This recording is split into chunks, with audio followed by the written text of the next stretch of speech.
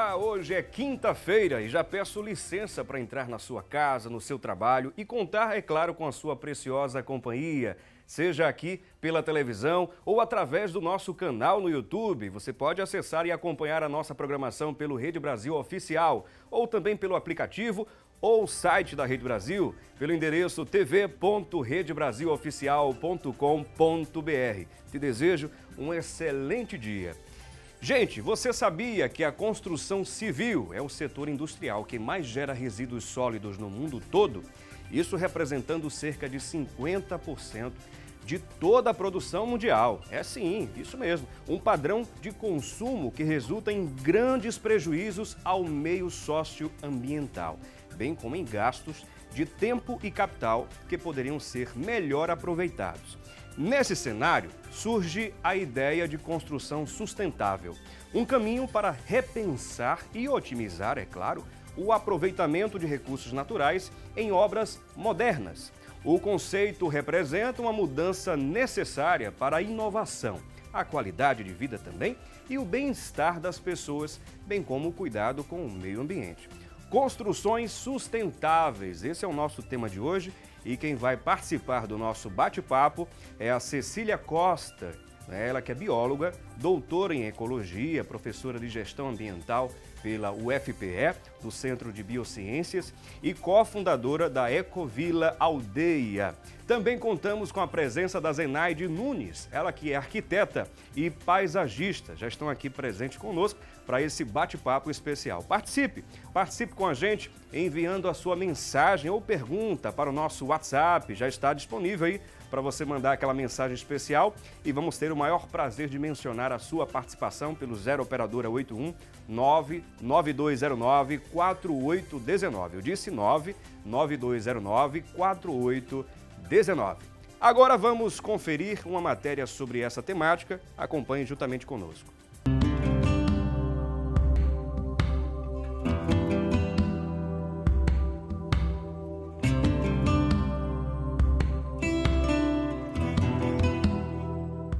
Sustentabilidade. Claro que você já deve ter ouvido esta palavra algumas vezes, mas será que já parou para analisar como pode ser simples colocar em prática o significado dela? O termo sustentabilidade, às vezes as pessoas se assustam e pensam que é difícil de fazer. E na realidade, com pequenas ações, a gente começa a criar o hábito, que eu acho que é o mais complicado, é a gente criar o hábito, né, de realizar a prática da sustentabilidade. Pensando nisso, é que esta casa no bairro do Derby, no Recife, foi idealizada e o resultado é maravilhoso. A construção, totalmente desmontável, é edificada em 6 pilares de madeira de maçaranduba e fixada em bases de concreto. Possui 225 metros quadrados de área construída e 3 pavimentos, incluindo o térreo. Uma torre de concreto foi erguida para as chamadas áreas molhadas, banheiro, cozinha e área de serviço. Só ela demorou 6 meses para ser levantada, enquanto a casa precisou somente de 1 mês para ser montada. Quem nos apresentou o local foi um dos arquitetos idealizadores do projeto, que foi criado para ser um modelo de habitação a ser multiplicado no Recife. Quando a gente pensou na casa, havia alguns obstáculos para a construção desse imóvel. O primeiro era que o terreno pertencia a 2 irmãos e por ser uma área muito valorizada do centro da cidade, havia pressão para que em algum momento ele se verticalizasse. Então daí a ideia de se fazer algo desmontável para que caso alguma desses 2 fatos viessem a acontecer, essa casa pudesse ser desmontada e ser remontada em outro lugar, impedindo assim que se jogasse toda uma questão de recursos fora, né? E também nesse momento a gente pensou em não somente fazer uma casa para um arquiteto ou para uma demanda de uma família específica, mas criar um modelo de habitação para a cidade. Uma casa que pudesse ser reproduzida nas periferias, em todas as zonas, enfim. Daí a ideia também dela ter nascido como um Lego, como um brinquedo. Todas as partes delas, vocês podem observar, são feitas de madeira, de maçaranduba, mas não há nenhuma peça aqui com tamanho excepcional. Qualquer peça dessa pode ser comprada em qualquer marcenaria, em qualquer esquina de qualquer bairro da cidade do Recife. A casa custou 40% do valor que teria custado se fosse feito em alvenaria. Ou seja, isso representa uma economia de praticamente 60% em obra, sem falar que os operários recebem, que são especialistas em madeira, recebem 6 vezes mais do que um operário tradicional da indústria de alvenaria. Então, a casa, por exemplo, foi montada em 1 mês e meio. Para você ter uma ideia, todo o processo demorou cerca de 7 meses, porque a parte de alvenaria em si demorou 6 meses, mas a montagem do corpo de madeira 1 mês e meio. Além do baixo custo da construção, a casa, onde vivem 4 pessoas, consegue estender essa economia 365 dias por ano, graças ao conceito de preservação ambiental presente em todos os cômodos. A estrutura da casa permite entrada de luz e vento. Foi utilizado um sistema de captação de água da chuva e ainda material reciclado nas paredes e telhado. Ela é uma casa que, por exemplo, dispensa aquelas séries de colagens, de materiais de acabamento, porque ela já é em si, a própria madeira, o próprio material já é em si o próprio acabamento, né? Os elementos tradicionais da arquitetura pernambucana, o cobogó, né, que permite estar o tempo inteiro facilitando a ventilação. As paredes, elas não tocam, observe que as paredes elas não tocam, de maneira a permitir um rasgo de luz natural. Há uma janela de vidro, né? Há uma lâmina de vidro que impede com que a chuva passe. A água pluvial, né? A água das chuvas, elas são recolhidas através dos dutos e ficam armazenadas no reservatório inferior e são utilizadas para as descargas dos banheiros, para regar as plantas, enfim, há 2 sistemas em separados, né? Um para água potável, para consumo e banho, e o outro de reaproveitamento para as descargas, para os dejetos e para a alimentação das plantas. A ideia chegou a ser reconhecida e exposta em livros e revistas internacionais e nacionais. Mas, com certeza, tanto Chico quanto os demais arquitetos que assinaram o projeto se sentem ainda mais honrados por contribuírem com a proteção do planeta. A casa é um grande cartão de visita do escritório, né? Nós recebemos em 2004 o mais importante prêmio dado aos jovens arquitetos no Brasil, o prêmio do IAB de São Paulo e do Museu da Casa Brasileira pelo projeto. Depois ela foi editada, pelo menos aí em uns 3 continentes, ela já foi editada em pelo menos umas 15 revistas e fez parte de importantes anuários sobre arquitetura. E ela hoje está em qualquer anuário que fale da história da arquitetura brasileira a partir dos anos 2000. Então ela já tem esse lugar reservado. Ela é muito visitada por estudantes de arquitetura, né? E ela e a gente sempre teve a esperança de, a partir dela, poder construir outras, e estamos aí na batalha. Gente, o que eu aprendo desde o começo da matéria é que não importa se eu jogo lixo no lixo, se eu tenho uma horta em casa e faço o meu próprio adubo, ou se eu construo uma casa ecologicamente correta. O que importa é que, se cada um de nós fizer a sua parte, por menor que ela pareça ser, o meio ambiente saberá ser grato. Agora, se a gente não se mexer, infelizmente os recursos naturais vão acabar e não tem jeito. Se a gente continuar no ritmo que estamos, a tendência é essa, infelizmente. E quem vai sofrer somos nós. Muito bem, agradecemos aí a Joyce Fernanda pela excelente matéria. E de fato, gente, a gente precisa trabalhar mais essas discussões com relação à sustentabilidade. E já temos, inclusive, a nossa enquete, com uma pergunta, uma pesquisa que estamos fazendo para você participar, para você interagir conosco. A pergunta é: investir em construções sustentáveis minimiza custos e impactos ambientais? O que você acha? Você acha que sim ou você acha que não?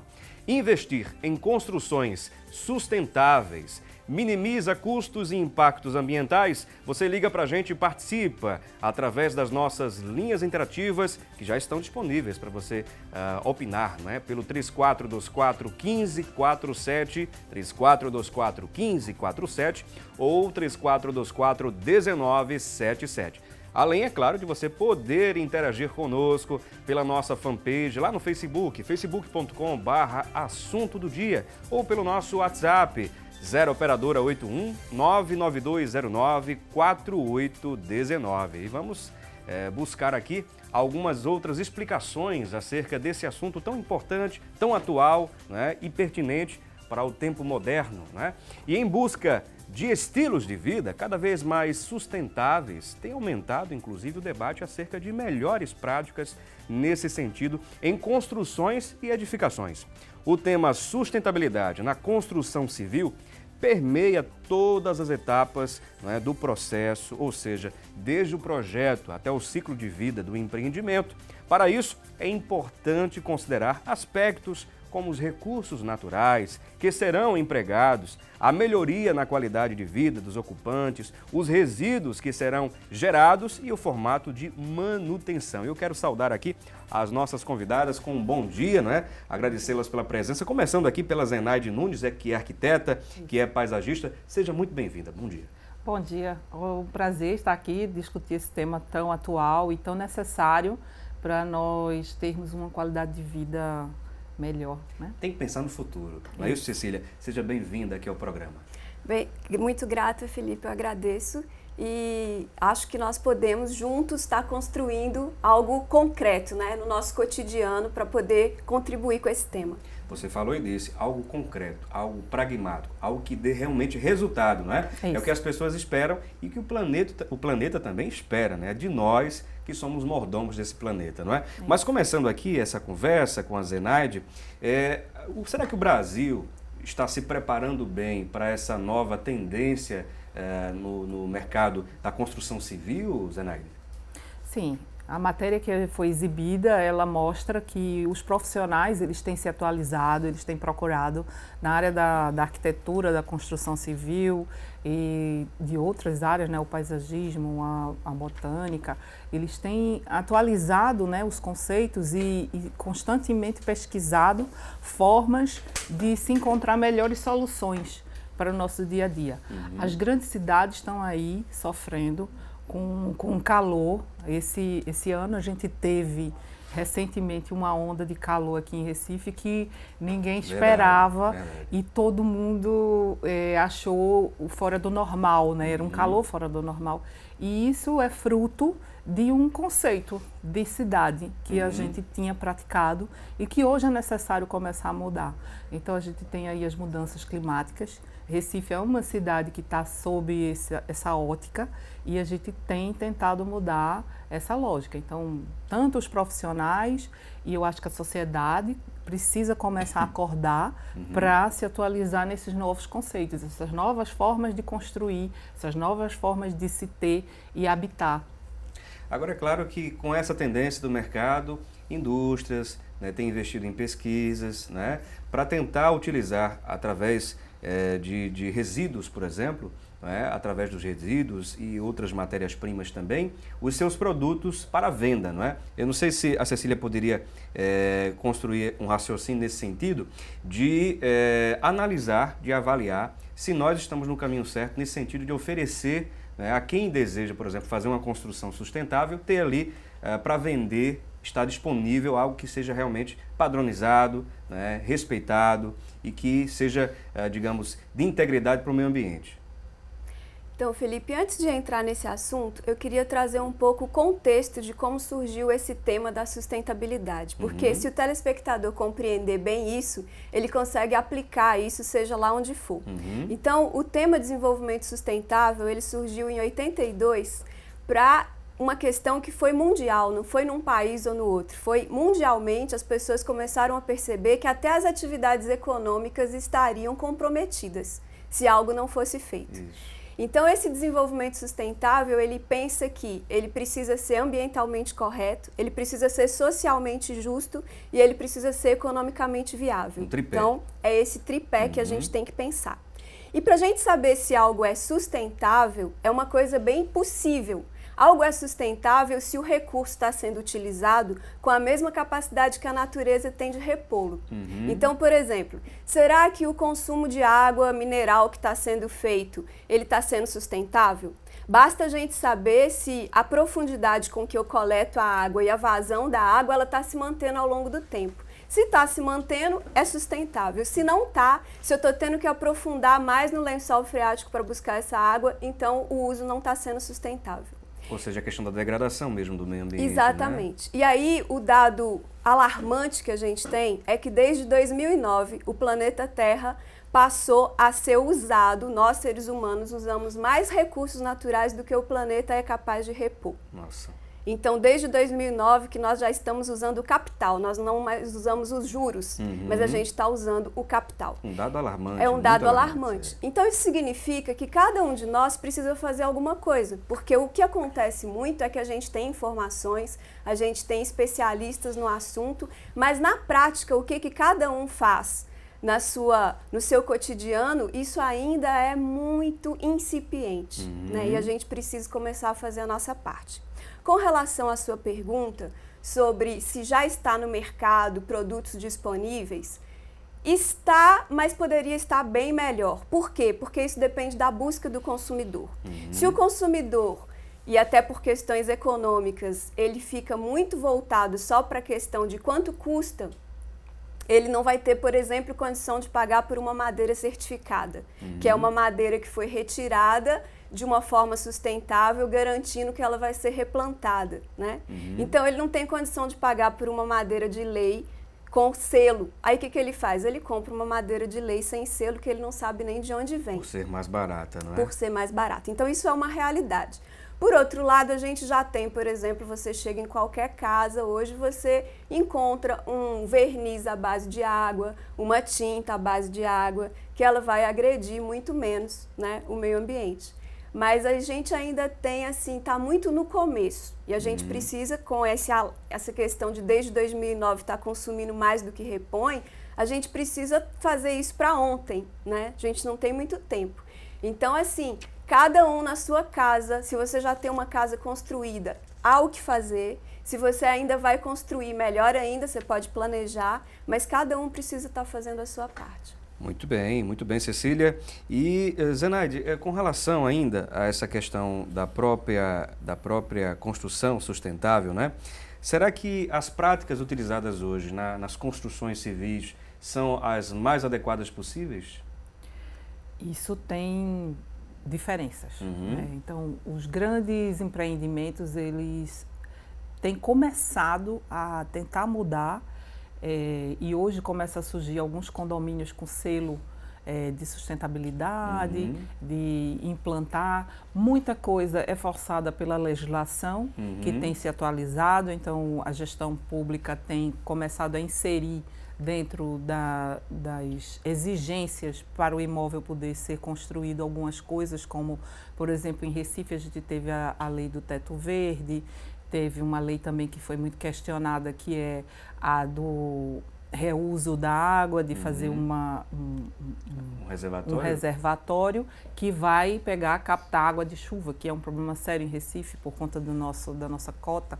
E essas são ações que, como a professora falou, ela vai unindo o pensamento, né? Tanto da gestão pública quanto do empresário, mas o que move realmente é cada um de nós. Então, se existe público que compre e que busque condomínios sustentáveis, edifícios verdes, casas como essa que foi apresentada na matéria, né? E o arquiteto disse foi premiada e estamos abertos a fazer outras. Mas será que existe público para comprar outras, ou as pessoas acham tudo muito lindo, mas na hora de contratar vai para a construção tradicional, com concreto e tudo mais? Então vamos a um breve intervalo, não saia daí.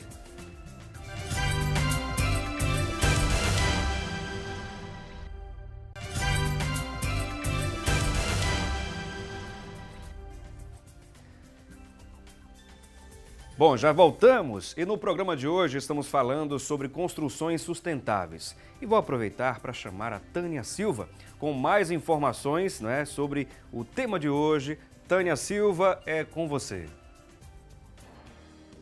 Oi, Felipe, ótimo dia para você. Hoje trouxemos uma informação do melhor da arquitetura. Iluminação natural, 5 dicas para deixar a sua casa mais clara e sustentável. Apostar em ambientes que explorem iluminação natural, além de deixar a sua casa mais clara, contribui com a economia de energia elétrica. Esse tipo de conceito é uma das soluções para a economia de recursos e contribui com as gerações futuras. Atitudes simples, como a escolha de portas e janelas de vidro, podem causar uma boa economia e deixar o ambiente mais sustentável. Além das persianas, as cortinas translúcidas são ótimas apostas para controlar a entrada de luz no ambiente. Escolher cores claras e usar paredes vazadas também permitem um aproveitamento melhor da iluminação no ambiente. Agora a gente volta ao estúdio com você, Felipe. Muito obrigado, Tânia Silva, pela sua participação aqui com informações, muito pertinentes, tem a ver e muito com o nosso tema de hoje. E, gente, é importante destacar que somente durante parte do século XX as diretrizes da chamada arquitetura bioclimática, que veio a se chamar arquitetura sustentável, foi perdida. Isso porque as construções sempre levaram em consideração clima, meio ambiente, natureza, entre outros pontos. E durante o século XX, iniciou-se uma filosofia dentro da construção civil de quase abandono dessas diretrizes naturais, dado o crescimento exponencial das cidades. O impacto sobre a natureza nesse século foi absurdo. E somente a partir de sua segunda metade passou-se a rever essa política e esses impactos gerados.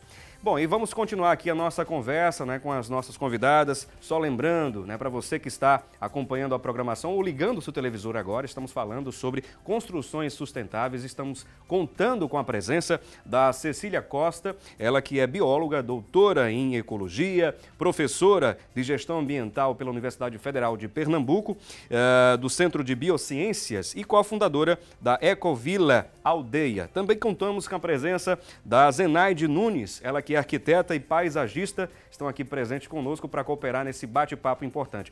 Estava conversando em off com a Cecília, é importante a gente abrir mais o leque para conscientização, para explicar melhor à população o que seria essa atitude sustentável e o porquê disso, Cecília? Exatamente. A gente pode pensar em sustentabilidade em vários níveis, não é mesmo?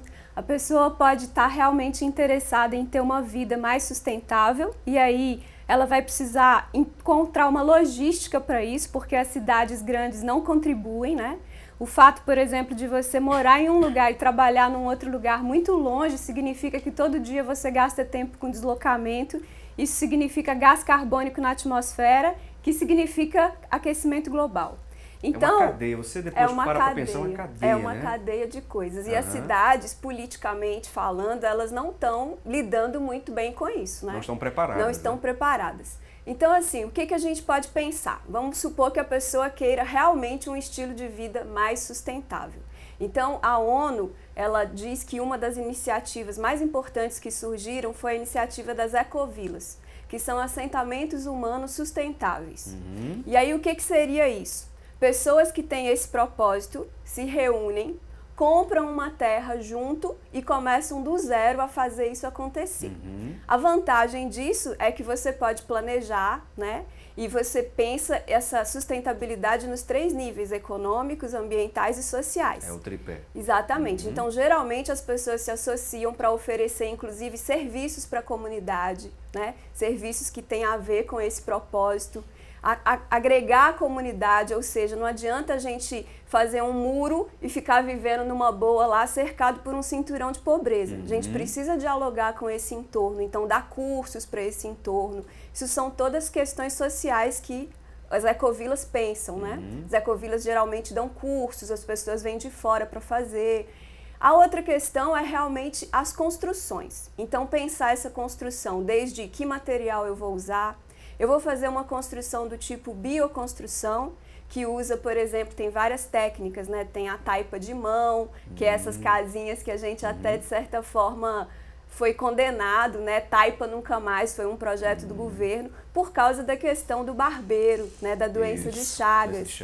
Mas a questão é que as casas, se elas não têm manutenção, elas abrem brechas para esse barbeiro, mas não é a técnica em si que é condenável, É a questão da manutenção. Nas residências habituais, até de alvenaria mesmo, podem aparecer uma série de outros transmissores de doenças, animais que transmitem doenças, o rato, a barata, o escorpião, enfim, tantos outros que podem aparecer nesse aspecto, Exatamente. Exatamente. Então é uma coisa muito mais ampla do que a gente possa imaginar, essa discussão da sustentabilidade. E dentro desse aspecto ainda, sobre a questão da arquitetura, não é? Do paisagismo, eu observo que aqui no Brasil, me parece que essa ótica, essa reflexão sobre as construções sustentáveis está se abrindo cada vez mais o leque, não é? Isso. Os paisagistas, os arquitetos estão, digamos assim, nos seus projetos, incluindo essa sistemática, né? essa abordagem, não é isso, Zenaide? Exato.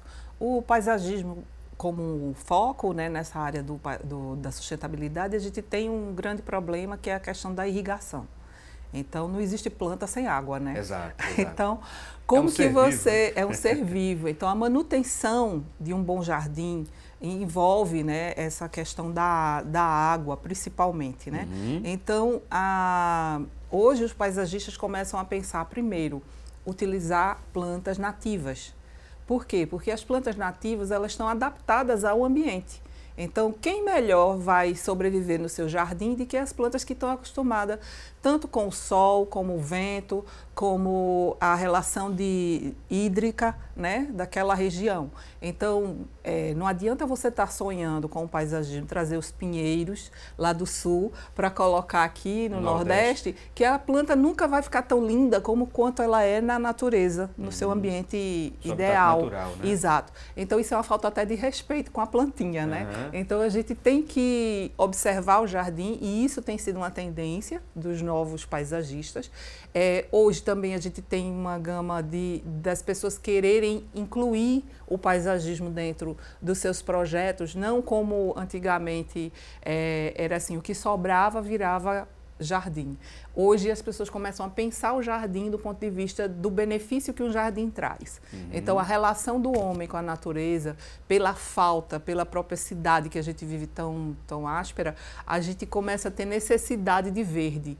Então todo mundo hoje quer na sua varanda ter um jarrinho, ter um cacto, ter uma plantinha, e aí começaram a surgir os jardins verticais. Né? Dentro das próprias casas e dentro das empresas. É a famosa expressão latina fugere urbem, fugindo do urbano, né? Isso. Em busca da natureza. Exato, a isso? Conexão do homem, né? Nós somos natureza. Isso. A gente esquece, em algum momento o homem se desconectou disso, de que ele é parte da natureza. Ele é um ser vivo, que respira, que tem necessidade, e aí essa relação com a natureza foi desconectada e hoje a gente começa a sentir muita falta. As pessoas começam a ter essa necessidade de interagir com o verde, né? Exato. Muito bem, temos aqui, para ajudar inclusive no entendimento, né, na reflexão desse assunto, temos aqui algumas telas, né, com alguns benefícios, por exemplo, das construções sustentáveis. Vamos observar aqui cada item. Menor custo de manutenção, de fato, não é isso, Zenaide? Isso. Com certeza. O jardim, como eu falei, é um bom exemplo. Se você traz plantas exóticas, você vai ter muito mais dificuldade para manter essas plantas dentro do seu jardim. Dentro de uma casa também, se você começa a utilizar materiais que não são sustentáveis, você vai ter um custo maior na manutenção da sua casa, vai ter um custo maior para manter ela funcionando, por exemplo, a energia que a gente viu aqui, a Tânia trazendo, né? Esse é uma coisa importantíssima. Quando que você começa uma construção sustentável? Pelo projeto. Se você faz um bom projeto, você vai ter uma construção que vai te dar um retorno, um benefício ao longo da vida inteira. É possível, me permita abrir um parêntese, as pessoas que estão acompanhando em casa podem se perguntar, Felipe, eu queria investir, por exemplo, numa energia renovável, né? Energia solar, eólica, né? Enfim, é possível fazer isso em casa? Né? Tem alguma orientação nesse sentido, Zenaide? Sim. Hoje já existem até projetos do governo para incentivar que você coloque a energia solar, que hoje a energia renovável, a solar, para a nossa região, é uma das melhores, né? Pela posição geográfica, pela posição, a incidência de sol e a facilidade também de implantar e de manter. O custo é baixíssimo, então você gasta muito para implantar, muito assim, tipo, 15, 20 mil reais para implantar um sistema pequeno e você vai ter esse resultado ao longo da vida inteira. Agora imagine isso, Cecília, me permita, imagine isso nas repartições públicas, começando a se investir nesse sentido das energias renováveis. Seria um grande incentivo também para a população seguir, né, o caminho aí que o governo, né, as instâncias públicas fizessem, não é? Com certeza. Você veio de inspiração. Com certeza, se isso vira política pública, é um incentivo muito grande. A gente não pode esquecer que a Minha Casa Minha Vida, né, os projetos vieram já com a energia solar para aquecer a água do banho. Então, isso é uma coisa que já existe hoje enquanto política pública e que está disponível para qualquer consumidor que queira instalar em sua casa. E tem a outra possibilidade, que são os painéis de energia fotovoltaicas, e que a CELP já instala na sua casa um relógio que roda ao contrário. Ele capta essa energia solar, vai para a rede da CELP, então você está doando energia para a CELP e com isso está diminuindo sua conta de luz. E quando você está gastando energia, aí seu relógio está computando, mas está descontando do que você doou. Então isso já existe, é uma realidade. Lá na nossa Ecovila a gente já tem, né, uma coisa que aqui para Recife já é possível. Então só é, no caso, o consumidor em busca aí dessa possibilidade, não é? Dentro desse outro ponto, e alguns outros benefícios das construções sustentáveis, existem também as estruturas com mais resistência à deteriorização. Outro ponto importante também, não sei se vocês querem comentar. Eu gostaria de comentar sobre isso, porque existe às vezes um pensamento de que a bioconstrução ela é mais sustentável do que a construção com cimento. Mas a gente precisa refletir sobre isso, porque muitas vezes a bioconstrução ela demanda um custo de manutenção muito maior, né? Porque a ideia, quando a gente pensava em bioconstrução, era assim, se aquela cidade for sair o ser humano dali, a natureza vai ter condição de se recuperar. Mas se a gente está pensando num cenário onde o ser humano vai durar por séculos e séculos, quanto menos manutenção der, melhor, né? Então isso é algo para se pensar, porque como a bioconstrução ela foi durante muito tempo abandonada e ela está voltando agora, então muitas vezes não tem ainda os profissionais que sabem fazer um tijolo, por exemplo, de adobe que seja realmente resistente, né? Tem aquela outra tecnologia, o tijolo de solo cimento, que ele é um tijolo prensado, você não precisa gastar madeira para os fornos e por isso ele é considerado ecológico. Só que se ele não é feito da forma correta, rapidinho ele começa a esfarelar. Então isso tudo tem que ser pensado e não significa que o cimento tem que ser assim banido, né? Então é uma reflexão que a gente precisa fazer. Agora, ainda falando sobre esses materiais, quais são os órgãos principais, Zenaide, que oferecem uma certificação, né, de que aquele produto é sustentável ou que houve uma preocupação muito grande com relação a essa questão, esse quesito da deteriorização? Se tem, não é, a certificação, quais seriam os órgãos responsáveis? Hoje aqui em Recife você tem o ITEP, a Prefeitura lançou recentemente os selos de construção sustentável, que são as pessoas que constroem, por exemplo, a Ecovila, ela pode ir lá e pegar uma certificação do seu empreendimento. E aí vai ser avaliado, tem os selos, são 4 selos, e vai ser avaliado os sistemas que você tem. Então, por exemplo, se você tem, além do percentual de área verde que é necessário pela legislação, se você tem a questão da energia solar, a questão da energia da eólica, o que você utiliza dentro da sua construção que faz com que ela seja uma construção sustentável. Então, essa é uma certificação, o ITEP faz isso e tem outros órgãos que fazem essa certificação também. Com relação à resistência dos materiais, é muito oportuno o que a professora colocou, porque, por exemplo, você vê uma construção feita em concreto armado, a durabilidade daquela construção é muito maior do que se você for fazer uma construção em madeira. Então, como ela também falou, as pessoas têm que ter consciência de que o que é utilizar a madeira? Uma madeira que tem uma referência, que ela seja certificada. Você, quando vai comprar na madeireira, você tem que pedir e dizer de onde veio essa madeira, como foi produzida essa madeira. E aí o que acontece? A consciência é o grande motor dessa nossa mudança, entendeu? Então as pessoas têm que realmente começar a pedir, chegar no armazém de construção, você vai procurar, você vê lá, tem os produtos, você compra uma geladeira hoje, você tem condições de analisar dentro daquela geladeira qual o consumo que aquela geladeira vai fazer. E assim são com todos os produtos hoje. Essa consciência, né? Criar essa consciência mesmo nas pessoas, no consumidor, com relação a isso. Temos aqui outro ponto, né? Dentro desses benefícios das construções sustentáveis, imóveis com ambientes mais agradáveis e atraentes. É possível, Zenaide? Exatamente. Foi como eu falei, o paisagismo hoje, ele tem se tornado, teve recentemente a sede da Amazon, que é uma grande empresa internacional, a nova sede deles é fantástica. Você parece que está dentro de uma estufa verde, que isso já foi provado, que estimula a criatividade, aumenta a produtividade, torna o clima mais sociável, as pessoas conseguem interagir melhor, diminui os níveis de estresse, ajuda a combater a depressão. Então, o verde hoje é uma coisa fantástica, né? Tem que colocar verde na nossa construção e isso ajuda a vender.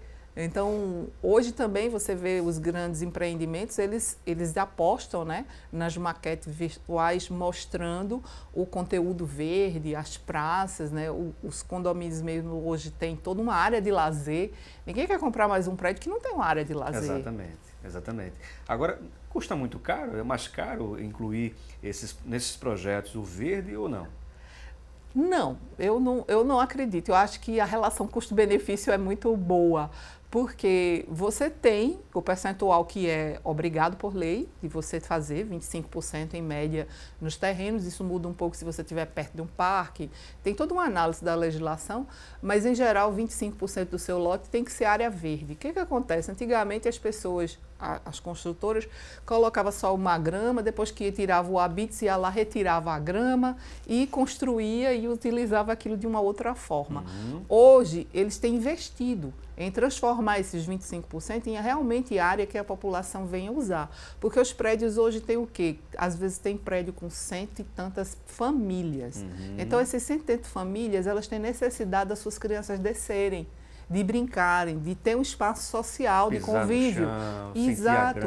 Então, quando você consegue construir um espaço de qualidade, isso se reflete na facilidade de vender esse produto. Então, acaba sendo um investimento, você transformar isso num ambiente de qualidade. Com toda certeza, Zenaide. Temos aqui mais outros pontos. Olha só, vou acelerar aqui. Maior produtividade dos trabalhadores na construção, mais um outro benefício. Maior valor de mercado para o imóvel construído. A redução dos desperdícios de materiais e, com isso, o melhor aproveitamento de recursos. Não sei se a Cecília quer contribuir com a reflexão. Exatamente. Esse caso aí eu posso dar um exemplo. Eu acabei de construir recentemente, tem um mês que eu me mudei para a nova casa, e aí a gente tem aquela metralha, né? E o que fazer com ela? Então a gente juntou o útil ao agradável e construímos uma bacia de evapotranspiração. Isso é uma tecnologia para o tratamento do esgoto. Então, o que significa? Ser sustentável, uma das coisas importantes é a gente conseguir fechar o ciclo. Então, se eu me alimento, produzo esgoto e jogo esse esgoto no rio, eu não fechei o ciclo. Mas se eu me alimento, produzo esgoto e esse esgoto volta a ser alimento, eu consegui fechar o ciclo e isso é sustentável. Então, o que a bacia de evapotranspiração faz? Você fura um buraco, né, vai depender do tamanho da sua família. No meu caso, ele tem 5 metros de comprimento por 2 de largura, e aí você impermeabiliza ele, né, ele tem 1,5 metro de profundidade. A primeira camada você vai colocar pneus, que é um negócio que você consegue de graça, e a metralha, para você poder criar câmeras para as bactérias atuarem. Então o esgoto chega nessa camada mais baixa, depois você coloca brita, depois areia, depois terra, e lá em cima você vai plantar, por exemplo, bananeira, taioba, que é comestível. E aí, com isso, você não está jogando nada no ecossistema que não seja útil para ele. Então, por exemplo, as plantas vão se alimentar dos dejetos que as bactérias vão ter decompostos, adubo, né? Vai servir como adubo. Você vai se alimentar do fruto que essa bananeira vai produzir e a água vai voltar para o sistema na forma de transpiração da planta. Entendi. Então, a água continua no sistema, você não manda ela para um rio poluído para depois chegar no mar. Então, é um exemplo aí do que está acessível hoje. Isso é um custo muito baixo. Em termos de materiais, a gente gastou R$500. Nossa. E aí, você adicionando mais a mão de obra, vai aí para uns 1.000, 1.500. Nossa, excelente iniciativa, inclusive, né? Não sei se a Zenaide quer contribuir com algum outro ponto. Eu queria só colocar que, assim, ainda falando da questão da construção com concreto, hoje a gente também tem os pré-moldados, né? E os pré-moldados, eles representam uma economia no ponto de vista da construção. Até agilidade na construção, né? É rápido, você quando utiliza Prático, esses né? materiais é muito prático e a quantidade de resíduo gerada por esse processo é muito pequena. É muito diferente de você ir fazendo a construção e tudo que vai sobrando, né? Entendo. Entendeu? Quando você utiliza, naquele exemplo do projeto do Derby, eles mostraram lá os cobogóis, que tem uma referência cultural com a nossa região, e quando você faz aquilo ali, ele está pronto. Você instalou, ele está pronto. Você não precisa mais revestir, você não precisa botar uma cerâmica, você não precisa botar nada. Aí tem a iluminação, tem a ventilação. Eu torno a dizer que o mais importante dentro desse sistema de construção sustentável é o projeto.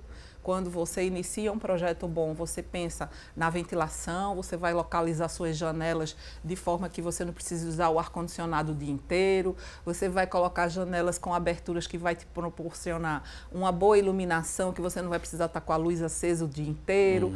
Então, é pensar um pouco nesse projeto, fazer um bom projeto que vai te dar uma qualidade no futuro, na vida inteira. Muito bem. Vou dar uma pausa aqui com a Zenaide Nunes, que é arquiteta e paisagista, e também com a doutora Cecília Costa, que é professora, bióloga. Vamos a um breve intervalo, daqui a pouquinho a gente volta.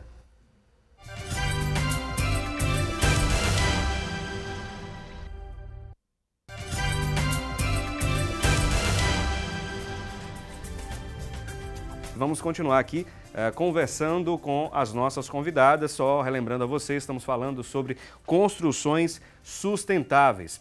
E temos aqui mais uma outra tela com informações pertinentes relacionadas à temática de hoje. Só lembrando aqui as nossas convidadas, estamos recebendo a Cecília Costa, ela que é bióloga, doutora em ecologia, também professora da Universidade Federal de Pernambuco, a Zenaide Nunes, ela que é arquiteta e paisagista.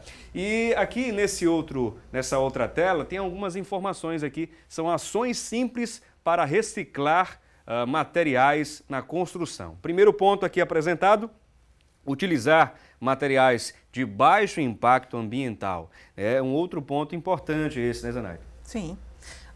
Como eu falei, você utilizar, por exemplo, uma construção onde você vai ter os pré-moldados, você já gera um impacto menor na questão da reciclagem, porque hoje você vê, por exemplo, o shopping Rio Mar foi construído assim, todo mundo ficou muito admirado, porque foi construído muito rápido.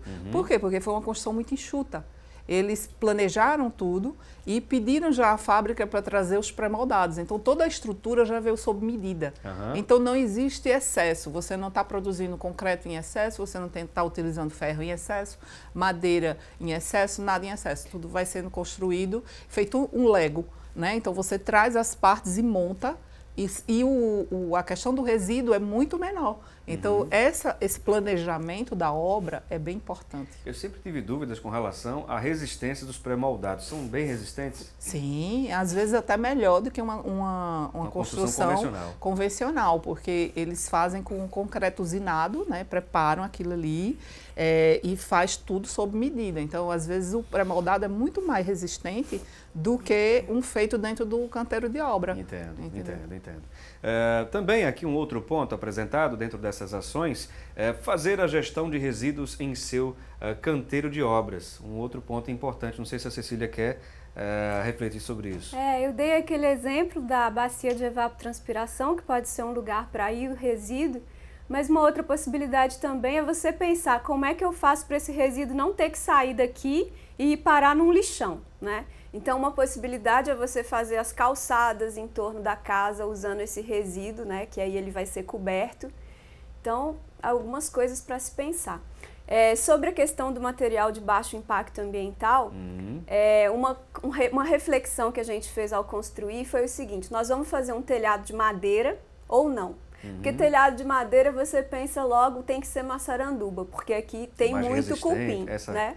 Isso. Aí, quando você vai usar a maçaranduba, quando você procura saber, a gente procurou encontrar mudas de maçaranduba para poder recolocar, né, já que a gente morava num sítio, dava para plantar, já para poder fazer essa recolocação da planta na natureza, que aí a gente estaria sendo sustentável.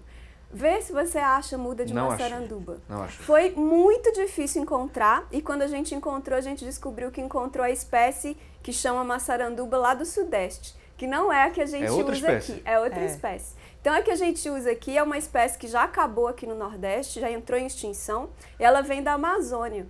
Então, quando a gente chegou a essa conclusão... Quer dizer que já entrou em extinção aqui? Aqui Nossa, já é uma coisa muito rara você encontrar. E na Amazônia ela vai pelo mesmo caminho. Então, assim, é uma madeira muito usada nas construções e quando você vai procurar a muda, ninguém sabe, ninguém viu, porque não está existindo essa política de recolocar. Então, daqui a pouco é uma madeira que acaba, né? Então, por isso que eu trago a reflexão. Aí a gente decidiu usar essa madeira só para fazer a garagem e fizemos a casa toda com laje inclinada, que aí usa concreto. Isso. Que, né, você vai pensar, mas o concreto também é impactante. Mas aí chegamos à conclusão que era melhor, porque ele resiste muito mais. A mineração, que é o que faz o cimento, ela é mais localizada, né? Enquanto que a extração de uma madeira na Amazônia, ela cai uma árvore e leva várias outras juntas. Né? Então chegamos à conclusão que a laje inclinada seria melhor.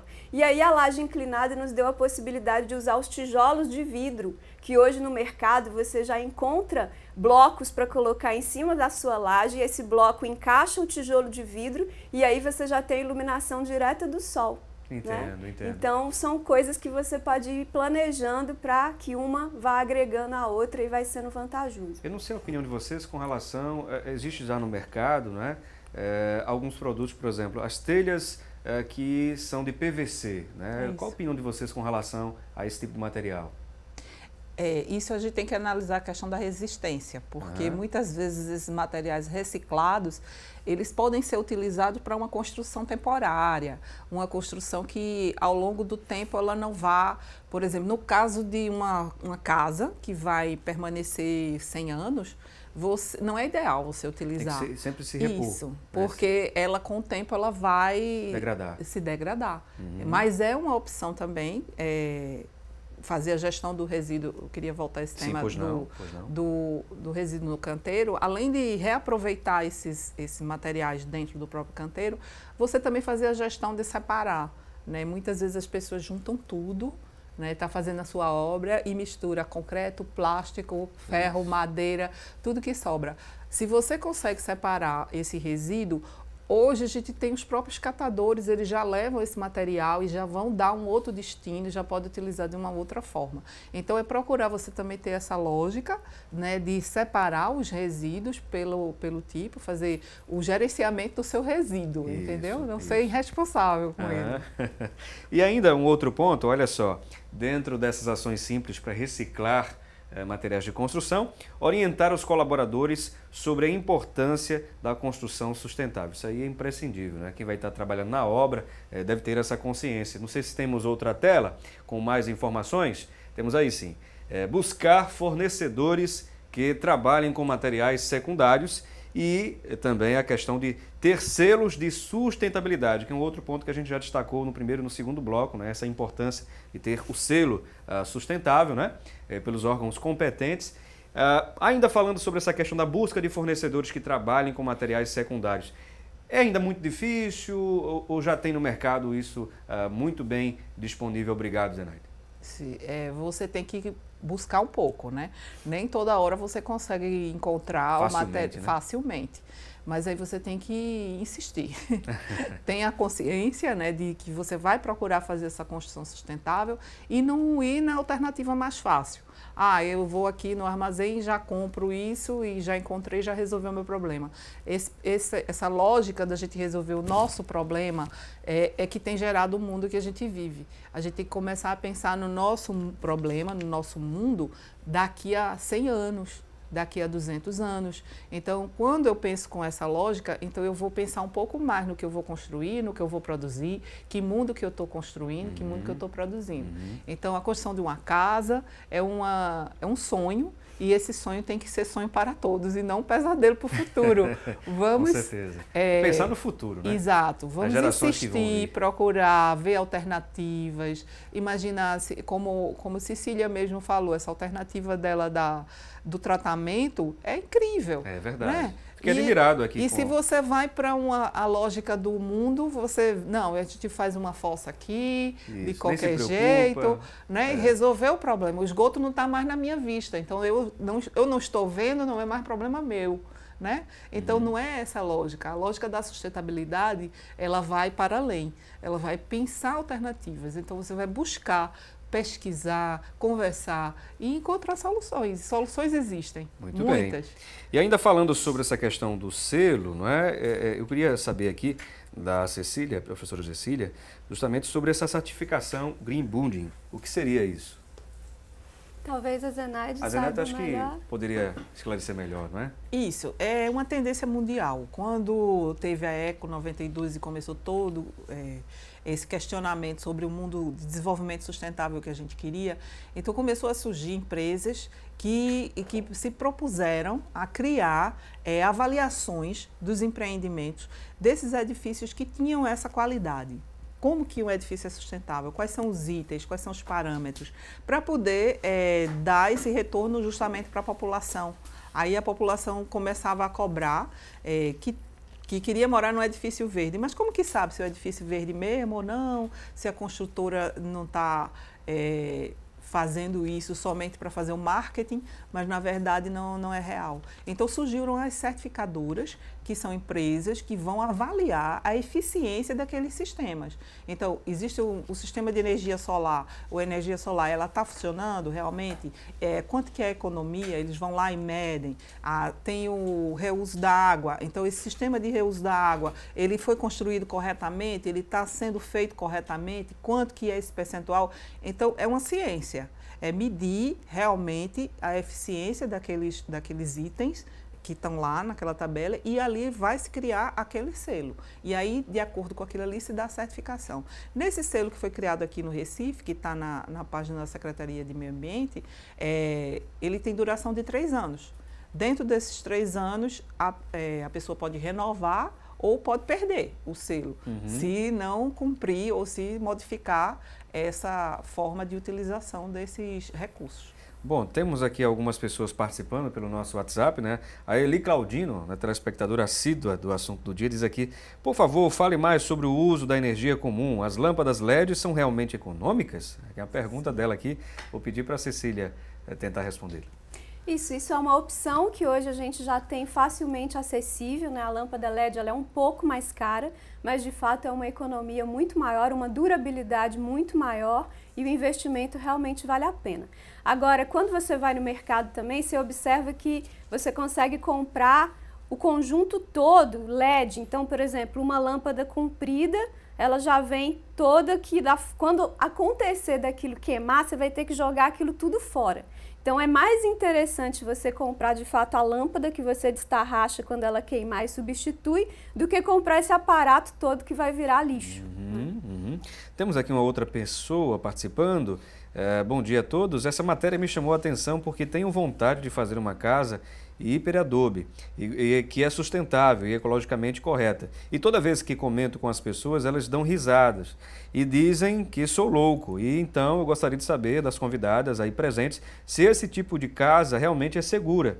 É o Demóstenes do Nascimento Filho, lá de Petrolina, participando conosco. Obrigado pela audiência de todos lá de Petrolina. Então, o hiperadobe é uma técnica até bem curiosa como é que ela foi criada, né? A NASA, ela queria um sistema para fazer construções na Lua. Só que ela podia levar o mínimo de material possível, porque imagina, você vai com um foguete para a Lua, não dá para levar cimento. Então, teve um arquiteto que idealizou fazer a construção levando só sacos para a Lua e chegava lá e enchia esses sacos com areia. E aí os sacos vão virando a parede da construção. E foi aí que deu a ideia do hiperadobe. Então, assim, é uma construção muito segura. Ela é muito larga, as paredes, então a questão térmica é muito boa, a casa ela fica fresca. E outra coisa, se ele quiser conhecer isso, a gente tem uma escola aqui na zona metropolitana de Recife, que é uma escola em Paudalho, a escola Waldorf Rural, chama Turmalina. Lá eles fizeram algumas salas de aula com essa técnica. Então, é algo que você precisa encontrar a pessoa certa para construir, né? Alguém que saiba usar a técnica. Com toda certeza. Mas a técnica é bem interessante. Bom, vou pedir licença aqui às nossas convidadas. Vamos a um breve intervalo. Você continue conosco. Daqui a pouquinho a gente volta.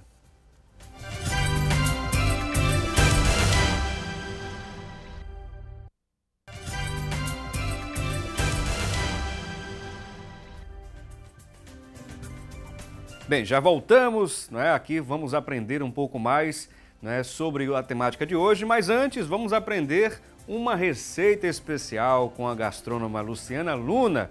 A dica de hoje é muito interessante, confira.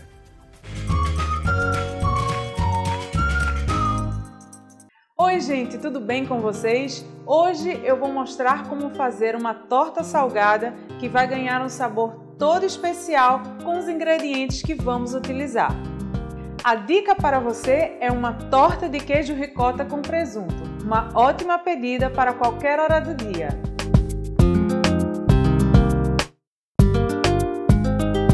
Para a receita de hoje você vai precisar de 2 xícaras de ricota, 1 xícara de leite, meia colher de chá de sal, 3 ovos, meia colher de chá de pimenta do reino, meia cebola picada, 1 dente de alho, 2 colheres de sopa de azeite, meia colher de chá de fermento, 100 gramas de presunto e manjericão a gosto. O primeiro passo da nossa receita é colocar no liquidificador todos os ingredientes, exceto o presunto e o manjericão.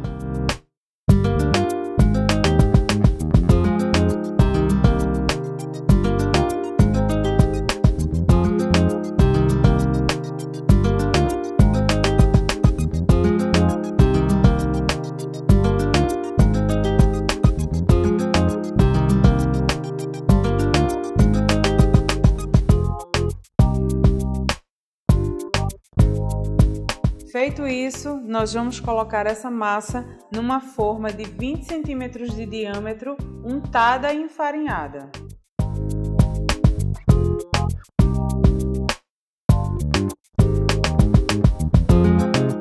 E por fim, nós vamos acrescentar o presunto e o manjericão.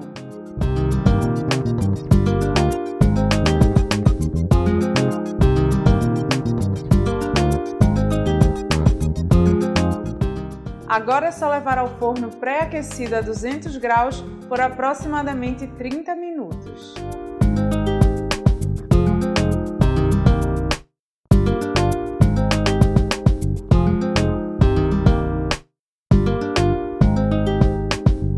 A torta já está pronta, agora nós vamos retirá-la do forno.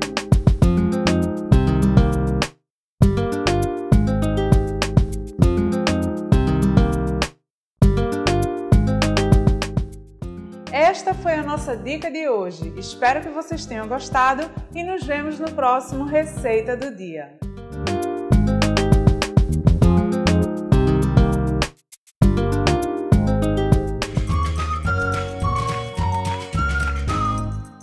Eita, que maravilha! Fiquei com água na boca, hein, Luciana Luna? Obrigado pela participação. Bom, gente, agora vamos saber quais as vagas disponíveis hoje. Você já pega aquela caneta, aquele papel para anotar as nossas oportunidades, ou melhor, as vagas de empregos para hoje.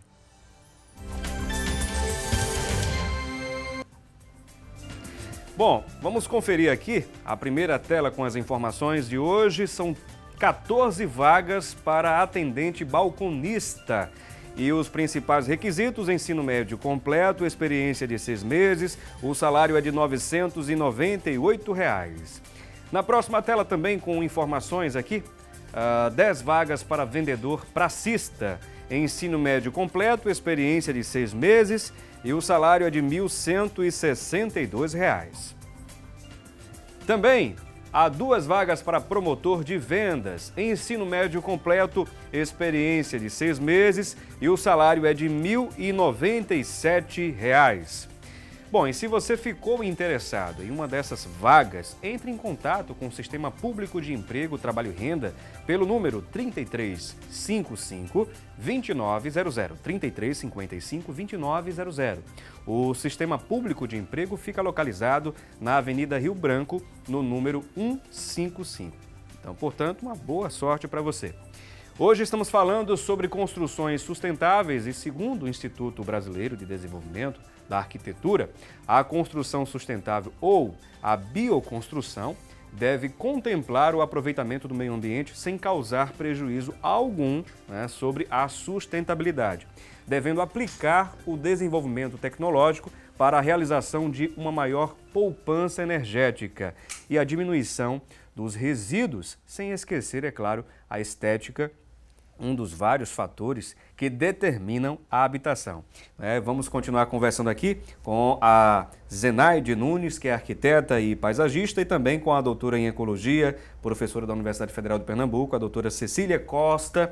E temos aqui algumas outras mensagens, as pessoas aqui interagindo conosco pelo nosso WhatsApp. Você pode também participar, né, através do 99209-4819, só lembrando, o 0 operadora 81, 99209-4819.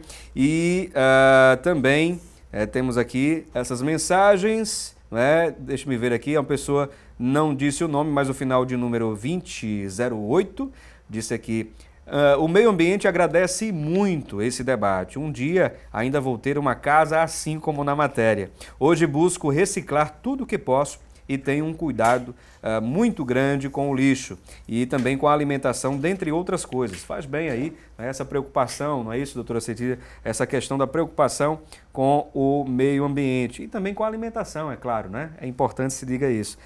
Temos outra mensagem, deixa-me ver aqui. Mandando uma mensagem aqui pra gente, dizendo que está sintonizada aqui com a programação da Rede Brasil, está gostando muito do debate. Muito bem, só não disse o nome. Por que vocês não estão dizendo o nome? Diga o nome, tá bom? Eu quero ter o maior prazer de mencionar a sua participação. Final do telefone 8180. Temos outra mensagem aqui, né, ainda falando sobre a segurança das casas sustentáveis, né? O Frederico Nunes aqui participando conosco, perguntando se realmente é seguro, né, as construções sustentáveis, né? Frederico aqui participando conosco. Zenaide. Sim, tudo é um processo da construção. Eu não vou dizer todas as construções sustentáveis são seguras, porque depende muito do processo. Você tem que contratar um bom profissional, você tem que acompanhar bem esta obra, você tem que saber como que está sendo feito, entendeu? E isso não é só a sustentável, são todas as construções. Você tem que ter realmente profissionais habilitados que respondam por aquele processo que está sendo feito. Temos outra pessoa aqui participando, o Fábio, né? O Fábio: parabéns, assunto do dia, pelo programa. Sou o Fábio e gostaria de saber, com a professora Cecília, se na Universidade Federal de Pernambuco tem algum programa ou curso para a comunidade sobre essas técnicas de construções, né, sustentáveis, e da técnica da bacia de evapotranspiração, né? Eu acho que é essa a pronúncia mesmo. Isso.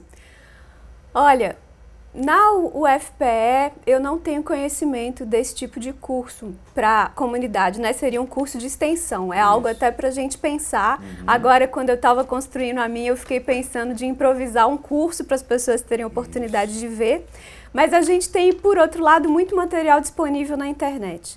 Então, a gente planejou ela toda com esse estudo, né? Você encontra desde dissertações, teses, vídeos. Então, é possível, é uma técnica muito simples, né? Vocês entrando em contato com a produção também, querendo o meu contato, eu posso passar o contato de pessoas que estão habilitadas para fazer. E eu sei que a escola Waldorf Rural, que foi essa que eu mencionei, é que algumas vezes dá cursos até para poder aumentar a estrutura da escola. Eles vão fazer uma sala nova e às vezes incluem cursos para ensinar. Então lá vocês têm a oportunidade de visitar a escola, ver bacia de evapotranspiração. Eles têm uma outra técnica também que são jardins filtrantes, onde também é para tratamento de esgoto e fazer isso virar plantas. Então é uma escola bem interessante de observar, porque um ponto importante que a gente está vivendo agora e que a gente nunca teve antes é uma coisa que um norte-americano tem chamado de transtornos de déficit de natureza. Uma série de sintomas que as crianças estão tendo. Então, por exemplo, hoje a gente tem criança deprimida. Isso não existia antes, né? Muita criança obesa, criança com ansiedade, déficit de atenção, transtornos, hiperatividade. Então, isso tudo pode ter a ver com falta de natureza na vida. Também vivendo numa selva de pedras, né? Exatamente. Muito tempo confinado em ambientes artificiais, sem gastar energia, né, usando só os dedinhos. Isso vai trazendo um transtorno mesmo psicológico, porque o ser humano ele evoluiu em contato com a natureza. Então é importante a gente pensar como é que a gente volta a dar qualidade de vida para essas crianças e para os adultos também, que vão cuidar delas, né? E aí pensar em escolas que têm esses espaços verdes são super importantes. Essa iniciativa da Escola Waldorf Rural é incrível, vale muito a pena conhecer, porque as crianças vão estar vivenciando no currículo delas essa prática diária de cuidar das plantas, de fechar os ciclos, de fazer compostagem, né? Então, acho isso bem importante e que cada um consiga encontrar no seu dia a dia como se aproximar mais da natureza. Seja frequentando um parque urbano, seja criando na sua varanda um espaço de natureza. A construção sustentável ela tem que pensar também na questão da alimentação, né? Se você consegue fazer alimentos no seu terreno, ainda melhor ainda usando os próprios dejetos como esterco, né, como fertilizante, seria incrível. E aí a bacia de evapotranspiração é o melhor que eu achei nesse sentido. De repente fica a dica aí, né, para, de repente, lá na frente, né, sociabilizar esse conhecimento, né, com a comunidade também. Temos aqui outra mensagem. Bom dia a todas e a todos, né? Gostaria de saber se já foi avaliado se o aumento da temperatura do ambiente pelo uso da lâmpada LED não aumenta o consumo do ar-condicionado. E onde posso descartar lâmpadas PL e fluorescentes? Muito obrigado. É o Guilherme de Piedade aqui participando. Obrigado, Guilherme, pela pergunta. Vou pedir, né, para a Zenaide tentar responder. Exatamente a comprovação eu não tenho, mas o que a gente observa é que o calor produzido pela lâmpada LED é muito pequeno em relação a qualquer uma outra lâmpada. Eu acredito que a incandescente ela produz até muito mais por conta do filamento. E isso eu não tenho o registro técnico, científico, mas em termos de observação, é uma lâmpada fria, não tem nenhum problema de usar a lâmpada LED, ela não vai aumentar o consumo de energia do ar-condicionado por conta disso. Agora, aproveitando o ensejo, já estamos aí nos encaminhando, daqui a pouquinho aos últimos minutos do programa, vamos deixar aqui uma outra reflexão também. Eu queria que a doutora Cecília nos ajudasse a entender um pouquinho mais como as pessoas podem ter uma atitude sustentável dentro das suas casas, suas residências, mudança de vida, mudança de hábito. Como as pessoas já podem começar a fazer isso? Bom, a gente pode pensar desde aproveitamento de água da chuva, que é uma coisa que mesmo quem já tem a sua casa construída pode colocar calhas, né, e investir num sistema só de reservatório dessa água. E aí essa água ela pode estar atendendo aos vasos sanitários, né? Se você vai construir a casa do início, você já pode planejar isso, planejar um encanamento específico para essa água da chuva, especificamente para os vasos sanitários. E se você não já está com a casa construída, você pode pensar em armazenar essa água da chuva, usar na lavagem de carro, na lavagem do terreno, na rega das plantas, né? Se você está vivendo num prédio, é levar isso para reunião de condomínio, ver o que é possível estar fazendo. A gente tem a questão do lixo, que todos nós produzimos lixo diariamente. Então, no momento de consumir, é pensar que lixo que isso vai gerar. Eu, por exemplo, adorava tomar suco de uva. Mas aí, quando eu vi que minha casa estava ficando cheia de garrafas, eu liguei para a empresa que produzia o suco de uva e ela não sabia dizer o que ela ia fazer, que não tinha como buscar essas garrafas. Falei, bom, então eu vou parar com esse consumo. Exato. Então, é a gente repensar o consumo sempre. Hoje em dia tem um aplicativo que chama Cataqui, com K, Cataqui, onde você consegue ver onde é que está o carroceiro, o que ele recicla. Então, você entra em contato direto com o carroceiro para poder deixar o seu lixo. Muito bem. E temos já uma pergunta também do nosso telespectador, Marcos Antônio, lá de Camaragibe. Ele pergunta, investir em construções sustentáveis é o mesmo que economizar no futuro? De fato, é esse raciocínio que devemos ter em mente? Exatamente. Quando você investe numa construção sustentável, por exemplo, a energia solar, os sistemas hoje já estão preparados para isso, como a professora falou. A CELP recebe o seu excedente de energia e te dá um desconto. Então, ao longo do tempo, aquele sistema, além dele se pagar, ele vai te gerar uma economia para sempre. Outras formas que você vai fazendo dentro da sua casa do reuso da água, você também deixa de estar comprando água da Compesa para estar regando as plantas. Então, tudo isso vai fechando o ciclo, né, da sustentabilidade. Ainda falando sobre o jardim, uma coisa interessante é que hoje a alimentação, já existe alguns paisagistas que desenvolvem jardins com temáticas. Então, você pode ter um jardim com plantas medicinais, que aí você tem, além da beleza da planta, você tem um jardim com utilidade. E você tem também a questão das plantas que você pode ter uma horta. Então, você pode criar o seu jardim, e isso é muito comum no sul, que chamam os jardins das zomas, né? Que é a avó em holandês. Então, eles criam os jardins com plantas que são comestíveis. Então, você tem repolho, você tem o coentro, o cebolinho, e você cria um jardim orgânico que vai te proporcionar tanto uma alimentação saudável quanto uma beleza. Então, existem muitas formas de você começar a ser sustentável. Outra vez eu vi também 2 projetos diferentes com relação ao reaproveitamento da água. Por exemplo, reaproveitamento da água da chuva em calhas, que tinham também furinhos direcionados aos vasos onde estavam as plantas. Também vi do aproveitamento da água do ar-condicionado. Não sei se é interessante, mas eu vi um projeto como esse. É uma iniciativa até interessante também, né, doutora Cecília? Isso, porque o que o ar-condicionado faz é tirar a água da atmosfera, né? Então, se a gente puder aproveitar essa água, melhor ainda. Agora, o ideal mesmo é a gente pensar como evitar o uso do ar-condicionado.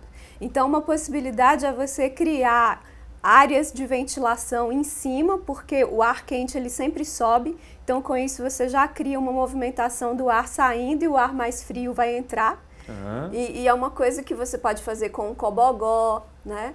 Ou com... Criar ventilações cruzadas, é importante. Existe a ventilação cruzada, é porque assim, você tem que ter a sua casa, umas dicas básicas de projeto. A sua casa deve estar voltada na nossa região para o leste, que é onde você tem a maior incidência de ventos. Então, você vai ter sempre um nascente e sempre uma ventilação boa. E a ventilação cruzada é porque você tem que ter aberturas para essa ventilação entrar e tem que ter aberturas para ela sair. Porque é como se fosse um copo fechado. Se ele é fechado, o vento vem, ele passa e sobe e vai embora. Se existe uma abertura aqui, ele vai cruzar. Então, por isso que a gente chama ventilação cruzada. E aí ele refresca o ambiente. Então, se seu ambiente é uma caixa fechada, ele passa e vai embora. Se tem uma abertura aqui, você tem esse cruzamento de ventilação. Você observa isso antigamente no carro. Hoje todo mundo anda com ar-condicionado. Mas antigamente, se você andava com o vidro da frente aberto e os de trás fechado, aí você não tinha uma ventilação pequena. Quando você abre a janela de trás do carro, vira um furacão dentro do carro, não é isso? Então, para ser bem didático, né? Para vocês entenderem como é o movimento do vento. Então, existe um livro que foi, acho que é um padrão de arquitetura maravilhoso, que é Roteiro para Construir no Nordeste. É de um arquiteto, e ele é um livro antigo, da década de 60, 70, por aí, e ele criou dicas, e essas dicas são fantásticas para você construir no Nordeste, aproveitando justamente essa questão da ventilação cruzada, de como que você usa, por exemplo, persiana, a iluminação natural. Então, várias dicas de construção que podem ser utilizadas para ter uma casa com conforto térmico. Isso aí é uma outra preocupação muito grande, né?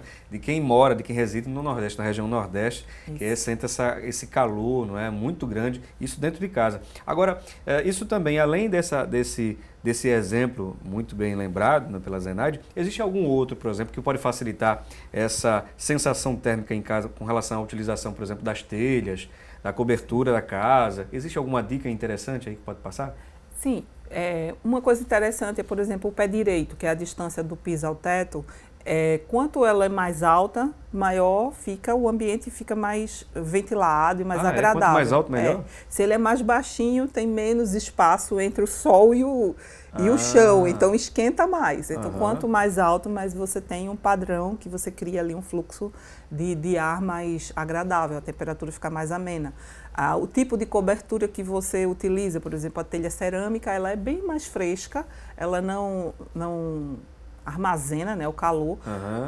Nunca, em hipótese alguma, pelo amor de Deus, utilize telha de cimento, de fibrocimento, isso já está até banido hoje, mas ainda nas construções de baixa renda, a gente observa que a população ainda utiliza e isso é muito ruim, porque além dela refletir, passar direto o calor, ela praticamente não protege a casa, ela ainda tem outros problemas que ela gera, esse aquecimento, né, meio que faz muito mal à saúde. Então, acho que é isso, essas dicas aí. A gente pode também conversar, se tiver mais alguma dúvida. Agora, não sei... Eu ia falar do telhado verde, né, que inclusive a legislação de Recife, acho que é uma das pioneiras no país em ter essa obrigatoriedade do telhado verde para construções com mais de 4 pavimentos, mas é algo que quem quer construir uma casa e quer fazer o telhado verde também é possível, né?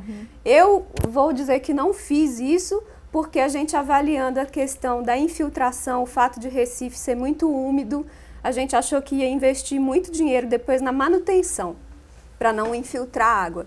Mas eu acredito que as tecnologias vão melhorando, né? A partir do momento que agora isso virou uma lei, eu acho que em pouco tempo a gente vai ter profissionais aí que dão garantia desse tipo de trabalho. Cecília, e assim, eu acredito que o teto verde, o telhado verde, ele é interessante você avaliar onde que você vai colocar. Tudo na vida você tem que avaliar. Por exemplo, no caso dela, ela está numa região rural. Então, você não tem uma necessidade de solo para plantar, né? Você tem abundância de solo, de espaço. É diferente do, por exemplo, a lei foi criada aqui dentro de Recife, onde você não tem mais praticamente terreno, né? Área livre.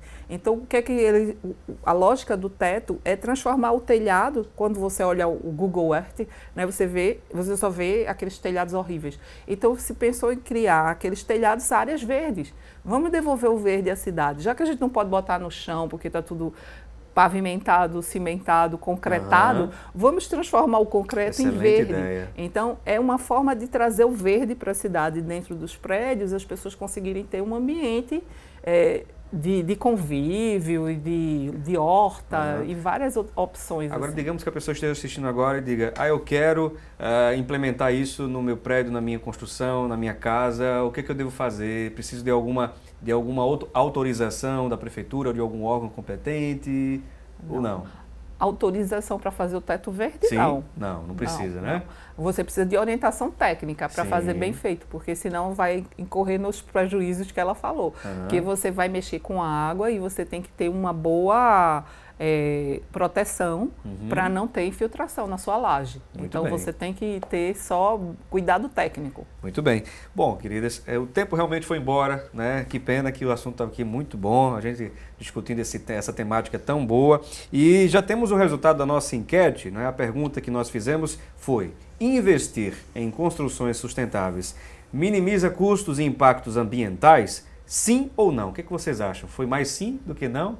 Não precisa filar. Acho que com certeza. Foi mais sim. Certeza. Muito bem, olha só.